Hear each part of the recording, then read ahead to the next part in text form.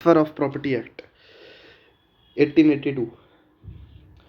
जैसा कि नाम से ही पता लगता है, ये जो एक्ट है ये प्रॉपर्टी के ट्रांसफ़र से रिलेटेड हमारे पास जनरल लॉ है which is applicable to the whole of India. यहाँ पे प्रॉपर्टी का मतलब है both movable and immovable property. तो टीपीए दोनों तरीके की ही प्रॉपर्टी पे अप्लाई होता है।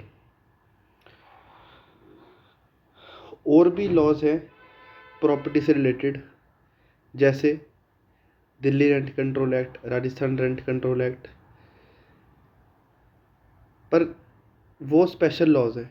जो मेन जनरल लॉ है, जैसे आईपीसी जनरल लॉ है, वैसे टीपीए भी जनरल लॉ है which is applicable to whole of India. ये रूरल एरिया पे अप्लाई भी होता है, या अर्बन एरिया पे भी अप्लाई होता है। अब एक इम्पॉर्टेंट क्वेश्चन अराइज होता है कि क्या टीपीए एग्जॉस्टिव है या नहीं। एग्जॉस्टिव का मतलब होता है क्या टीपीए अपने आप में कंप्लीट है प्रॉपर्टी के ट्रांसफ़र से रिलेटेड लॉ। तो इसका जवाब है no, TPA is not complete in itself, TPA is not exhaustive. अब इसके कुछ रीजंस हैं जो इस फोटो में दिख रहा होगा आप लोगों को। पहला रीज़न है टीपीए के प्रियम्बल में और सेक्शन 5 में लिखा हुआ है bye act of parties. Preamble में लिखा है एक्ट ऑफ पार्टीज़ और सेक्शन 5 में लिखा है बाय लिविंग पर्सन। तो इससे ये पता लगता है कि TPA only deals with transfer bye act of parties. तो जो transfer bye act of parties नहीं है उससे डील टीपीए नहीं करता। तो जब टीपीए दो में से दो तरीके से ट्रांसफ़र हो सकता है, बाय एक्ट ऑफ पार्टी या बाय ऑपरेशन ऑफ लॉ। तो जब टीपीए दो में से एक ही चीज़ से रिलेटेड एक ही चीज़ से डील करता है तो फिर टीपीए एग्जॉस्टिव नहीं हो सकता, कंप्लीट नहीं हो सकता। अब एक्ट ऑफ पार्टीज़ का क्या मतलब है? एक्ट ऑफ पार्टी मतलब जब एक लिविंग पर्सन दूसरे लिविंग पर्सन को अपनी कोई प्रॉपर्टी दे रहा है, जिसे इंटरवाइवस भी कहते हैं, from one living person to another living person. जैसे सेल में एक जीवित व्यक्ति अपनी संपत्ति दूसरे जीवित व्यक्ति को दे रहा है। लीज में भी ऐसा ही होता है, गिफ्ट में भी ऐसा ही होता है। एक आदमी जिंदा है, वो अपनी प्रॉपर्टी दूसरे जिंदा आदमी को दे रहा है। दूसरे तरीके से ट्रांसफर कैसे हो सकता है? Bye operation of law.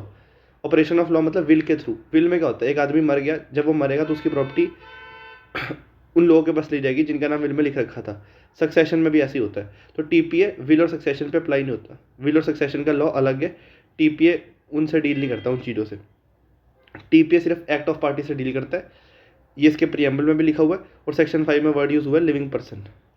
दूसरा रीज़न कि टीपीए क्यों एग्जॉस्टिव नहीं है, टीपीए के प्रियम्बल में कहीं पे भी वर्ड कंसोलिडेट यूज़ नहीं हुआ। कंसोलिडेट वर्ड यूज़ नहीं हुआ, इसका मतलब ये है, इससे हम ये इन्फ्रेंस ड्रॉ कर सकते हैं कि टीपीए इज़ नॉट एग्जॉस्टिव। एक केस था केस का नाम है इरावदी फ्लोटिला वर्सेस भगवान दास 1891, IRRAWADI वर्सेस भगवान दास 1891। इसमें कोर्ट ने कहा था कि कॉन्ट्रैक्ट एक्ट के प्रियम्बल में कंसोलिडेट वर्ड नहीं लिखा, तो इसलिए कॉन्ट्रैक्ट एक्ट एग्जॉस्टिव नहीं है। तो सेम लॉजिक हम यहाँ पे भी अप्लाई कर सकते हैं कि टीपीए के प्रियम्बल में भी कंसोलिडेट वर्ड नहीं लिखा, इसलिए टीपीए भी एग्जॉस्टिव नहीं है। तीसरा reason, section 2A of TPA जो है वो ये बताता है कि टीपीए ने कुछ लॉज को रिपील करा है, पर कुछ लॉ जो प्रॉपर्टी के ट्रांसफ़र से डील करते हैं उन्हें रिपील नहीं करा टीपीए ने। तो मतलब और भी लॉज हैं।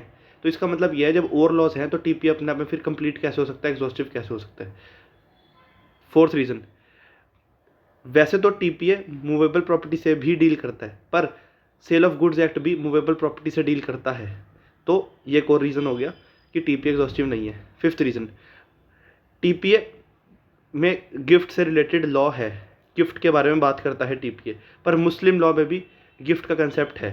तो ये कुछ रीजंस थे जिनकी वजह से टीपीए एग्जॉस्टिव नहीं है।